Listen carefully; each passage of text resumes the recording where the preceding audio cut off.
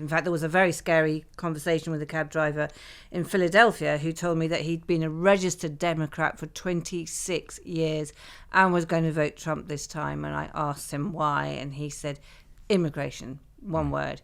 You hear about these evangelicals and right-wing Republicans say, well, hang on a minute, these women are getting a bit uppity and they might actually lose us the election. Tell you what, let's take the vote away from them.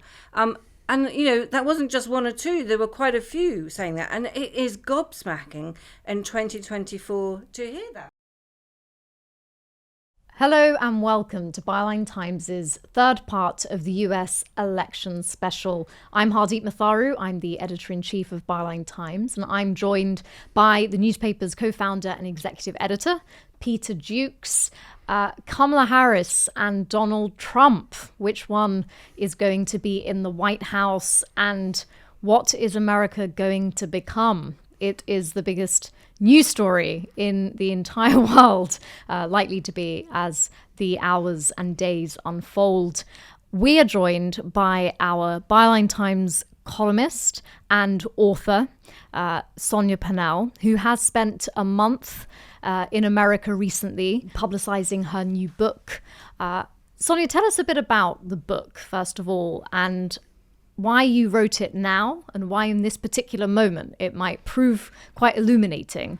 Well, it's about Pamela Harriman, who was very much instrumental in the 1992 victory by the Democrats. An election which, by the way, wasn't seen as being in the bag at all.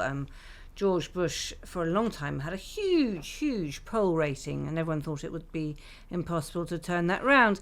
But Bill Clinton, who obviously won that election, was a terrific communicator. He was able to reach out to people from all different backgrounds, all different races, actually all different ideologies. He had a sort of charm, a guile, but also just this incredible way of communicating with people, connecting with them, and eventually managed to turn it around. He didn't have a huge majority. It was certainly not a landslide victory, but it was a victory. And that was after, many years of the Republicans dominating the White House, and people didn't expect it. She was very much part of that. He himself told me that he couldn't have done it without her. So I was intrigued because she was a British aristocrat. She had absolutely no qualifications at all. She'd only been to school for a year where she'd learnt to cook and to sew. She was an aristocrat who had never expected to be educated, but she started off her political life as the daughter-in-law of Winston Churchill during the war. She did all sorts of things then to create what became a special relationship, including seducing lots of Americans, and then ended up in America, as I've said, the queen mother, if you like, of the Democratic Party, through an extraordinary and astonishing life at the top table, but really had not been written about before properly. There'd been a lot of innuendo, various presumptions made about her, but a lot of people are now talking about her. Her papers are now finally out, and it just seemed to me like a good time to write about a powerful woman who could make a difference in American politics, which is exactly what she did. And when you were out there, you're doing a book tour, and obviously in the run-up to this election campaign, and with, for the first time ever, the chance, not the first time, of course, 2016, when Hillary Clinton, wife of Bill Clinton, ran and failed to get the presidency, though winning the popular vote in 2016. We have another opportunity for there to be the first woman president. We've had a female vice president. Everybody seems to have ignored that, one heartbeat away. Did you sense, especially talking on the subject to people about this, there is a groundswell of change? Did you feel the polls were very close? Did that reflect what you encountered, or did you feel you probably got a very limited slice of America, given you were giving book talks on this subject? Yeah, but I made sure I spoke to, every cab driver, everyone I could possibly meet. In fact, there was a very scary conversation with a cab driver in Philadelphia who told me that he'd been a registered Democrat for 26 years and was going to vote Trump this time. And I asked him why, and he said, immigration, one word. He wouldn't even, didn't want to engage in a conversation about the fact that Trump had, blocked a bill going through Congress that would have made things a bit easier on that front. No, it was just cut and dried. So after 26 years of being blue, he'd gone to the red side, which was kind of quite scary. But I think what I noticed in America was there was obviously huge trepidation. I was largely speaking to Democrats when I was in Washington, at least. Was she a communicator on the level of Clinton? Probably not. But she had something else. She certainly had an energy, vitality, a likability that people noticed after Biden. The contrast was extraordinary from this obviously elderly, ailing man to this woman who kind of almost skipped along, and make sure she uses the word joy repeatedly to give this idea that this is the future, it's bright, it's exciting, the American economy is doing pretty well, we've got a lot of work to do, but we can do it together. So I think there was some hope about that, but also huge fear about what might happen. I think it really boils down to, now I was just talking to a Democratic friend today who's been a party advisor for many years, and he agreed with his thesis. This election really is about loud, angry men who fear losing their rights to women and who are individualists, don't like obeying rules, don't like people who enforce rules, and quietly furious women who do not want to give up their rights over their own bodies, see the borders and progress being rolled back. And it's really interesting, therefore, there was a lot of reports about people queuing up to vote early in places like Texas, as red as they come. And in those queues, there would be 7 women to every 1 man. I think the most likely thing to win it for Kamala will be that those women do turn up in big numbers, and they will win it if anyone does. And that is because they either fear the consequences for themselves, or if they're a bit older, for their daughters or granddaughters. And I met several people who had emigrated to the US, who worked there, were bringing up a family there, but those who had daughters who have the chance to leave America were saying, we might well do so if Trump gets back in. So, Hardeep, when we were in New York this time last year, we encountered that cab driver several times over, often from immigrant backgrounds themselves, who said they maybe it would not be over immigration, especially if they're immigrants themselves, though obviously Trump is a son of an immigrant, but it would be over things like he gets things done, he's vigorous, but they were all men. And if the anecdata you see of women turning, well, that's data, but there's this stream, I think they call a silver surge, of women who remember winning Roe versus Wade being enacted. It means so much to them. Absolutely. And it's often, they call them seniors in the States. So it is often senior women seem to be the most energized group about this. It's almost that young women don't quite realize what's down the track for them. Although actually only, I think, yesterday, a story came out of an 18-year-old woman in Texas who was miscarrying. She had sepsis. She went to 2 separate emergency rooms. They would not treat her. She went to the 3rd one. They would not treat her until she'd had 2 ultrasounds to check there was no fetal heartbeat at all. By the time the 2nd results came back to say there wasn't, she was dead. She was 18. It is extraordinary. It is chilling. And I think, a lot of Republican women who I also spoke to, they cannot accept that. And by the way, I have to pay tribute to Liz Cheney, whose politics would not normally be anything like mine. I think she's been unbelievably courageous, probably more courageous than anyone else in this whole campaign. And that is why Trump has talked about pointing 9 rifles at her or whatever it was, basically to shut her up. I think, Sonia, as you say, Roe versus Wade has proved a seminal moment for America and for this election.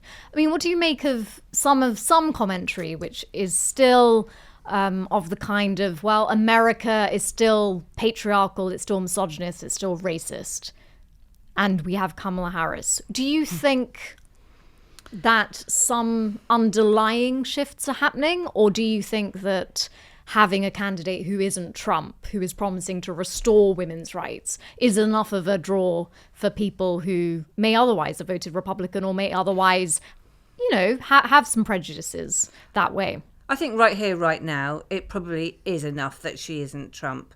We have to see how that pans out in future. If people warm to her, if she does, win, if people warm to her, she, enters her first 100, 200 days as president, and whether that changes things. But I think at the moment, it is probably the most important thing. I mean, there are some people who say that Trump was America's reaction to having a black president. I mean, it's a horrible thought if that's the case, but I've heard that again and again. And you fear what might happen to have a woman of color as president, who might react to that. But we cannot live in that kind of fear. We have to deal with it as and when it comes. We cannot not have someone like her as president because some people are going to hate it. And I think, we have to somehow find civility again in public life, both in the UK and in the US, where it is simply not acceptable to threaten someone with death or physical harm, where that just is drummed out, where we reintroduce that word, that idea of shame, that there's a shame in talking at people in that way, that is not dignified. It is not how a statesman or woman should speak. But, we're a long way off that. But I think we have to work towards it. There's a famous, isn't there, I won't do it in French, it's too complicated, but, 2 steps forward, 1 step back. In terms of Obama, I do remember having a friend, American friend, still didn't know them, when Jesse Jackson was running alongside Dukakis, didn't get the nomination, Dukakis did, 1988. And she said, a black man will never be president in my lifetime. And so just looking at that sort of amazing dichotomy of forces, there's very Christianist. I mean, Trump's not Christian, but there's both the tech bros, these libertarians don't want every government got advanced, and then you got the people who think the Constitution isn't Christian enough, that it's a betrayal, actually, the evangelicals. And then you have these amazing progressive forces. I just wonder if your sense of being there is that we've very much latched onto this speech and the targeting that Kamala Harris has done to Republicans. Is that the hope of healing? Because at the moment, whatever the election result is, it's pretty close. Maybe not as close as we think, but almost half the country support Donald Trump, who thinks people should be locked up.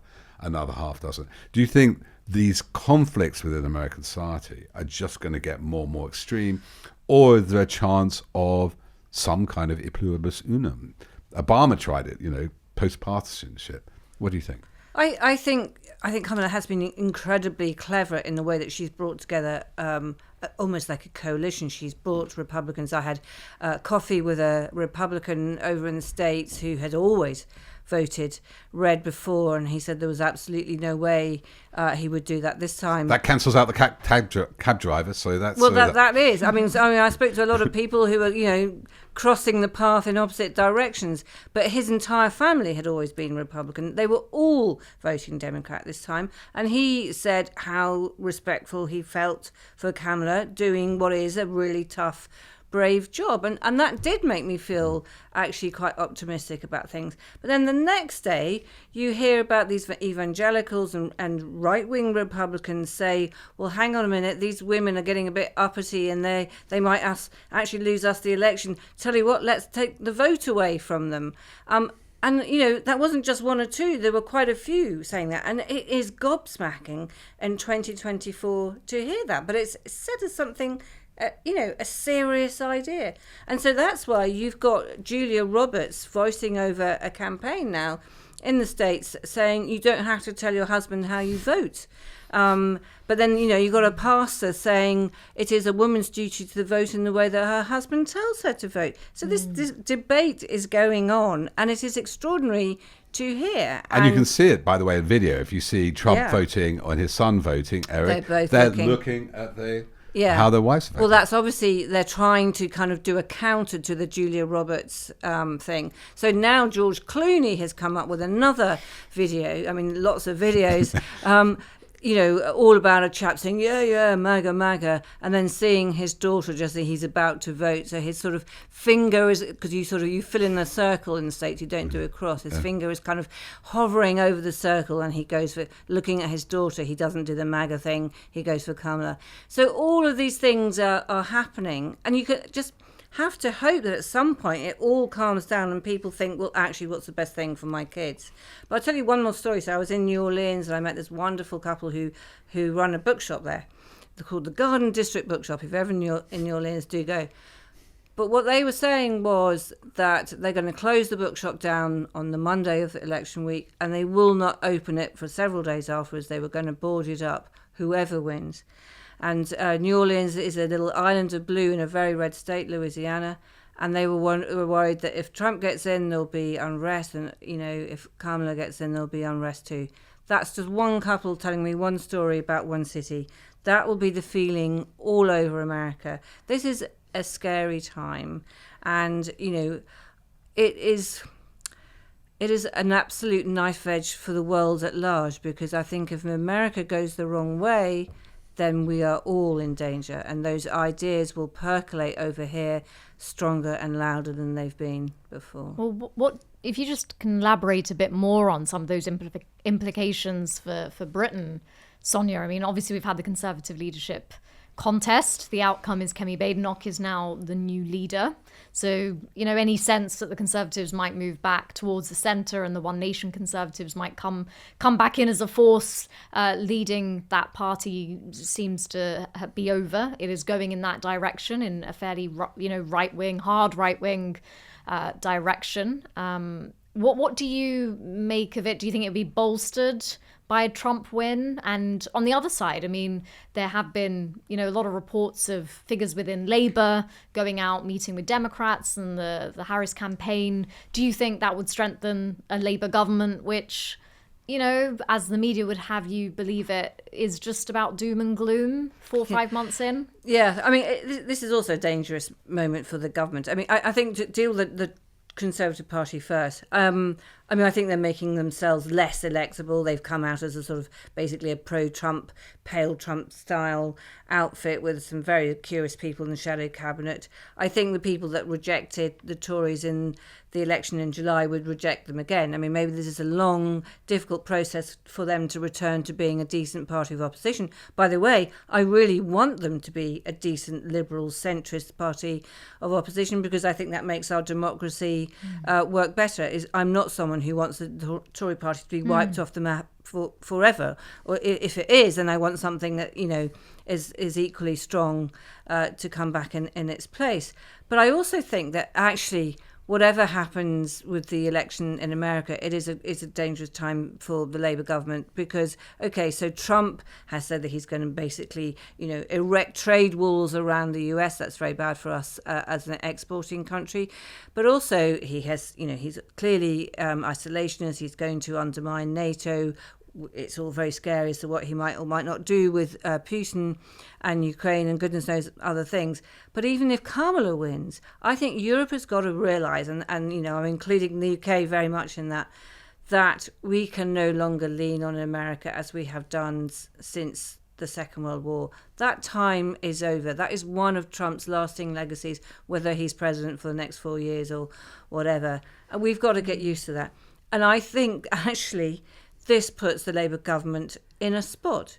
We cannot be a medium-sized island on our own without any friends. America is not going to be the same friend we used to have. It is yet another argument to not just talk about resetting our relationship with Europe, which is what Keir Starmer's done so far, but actually to do that and really to think about, should we not rejoin in some form in the not too distant future? Maybe look at Macron's ideas of concentric circles, and we're in a particular circle and someone else is in another one. I don't know. But I do not think, in the way that the world is going, we can really have any justification in staying on our own anymore. And I think this presidential election kind of should speed up that process of reassessment. It's really interesting what you say, Sonia, that in a way America has been changed forever by the Trump years, and the legacy into the Biden administration as well. The MAGA movement has, foundationally in some way shaped American politics in a way that, like Brexit, you can't just easily reverse it because it's about a political culture which has developed and has set in. Yeah, I mean, ironically, I never thought I would think this, but I think Brexit perhaps is more reversible than what's happening in the States in terms of its isolationism. I think partly because just sheer geography. America is however many thousands of miles away from us. It doesn't necessarily have to look at us anymore. Those emotional family ties are weakening because it's decades, generations now since people came over from Italy or Germany or Britain or whatever. So they're necessarily kind of becoming more distant, more vague. But we are still 21 miles off the French coast and we're a medium-sized island. That geography cannot change. And so we have to face reality and realize that America is going to be pretty distant to us in future. And if you look at it, I mean, it's weird because we're British. We share a lot of, obviously, the language, a lot of cultural exports together. A lot of our stars, actors, musicians end up in America and vice versa. But any cultural study, there's a big Pew research of all European countries and the US, and this is like 10 years ago, and showed on most metrics, particularly things like religion. Americans are much more religious than any European country. It was Poland at that point. That culturally, the shape of our cities, our lack of reliance on the car, makes us actually have evolved very quite separate societies. But what you're saying is very interesting, Sonia, and maybe a good thought to sort of end on is, whether Trump gets in or not, again, this is a wake-up call. We can't rely on Big Brother over the seas. And we have to find friends. And you said about the Trump's bigger, longer lasting than Brexit. In 2016, a friend of mine, Samantha Power, we were sort of corresponding after the Trump victory, after the EU elections, and she said, but Trump's only for 4 years, Brexit's forever. And I'm now reversing it. I agree with you. Brexit could be over in a few years, and Trump could be forever. Yeah, or Trump effect. Because, let's supposing Trump loses, we've still got J.D. Vance. And J.D. Vance is a whole new ball of trouble. It really is. A whole new ball of trouble. Well, we look forward to talking about that and following this up in our post-election coverage. Obviously, a lot of things we talk about will still be relevant, whether you heard result or not, because a lot of these things are deeper forces. Meanwhile, thank you so much, Sonia, for joining us, and Hardeep for setting all this up. And we look forward to hearing your comments online. Do support us at Byline TV. We don't have Elon Musk or billionaires or Russian oligarchs funding us. We have only you. And you can help us by signing up to Byline TV as a member, or even better, the newspaper that Hardeep edits. Become a subscriber of Byline Times, and you can read exclusively Sonia's monthly column there. And meanwhile, thanks for watching, and see you soon.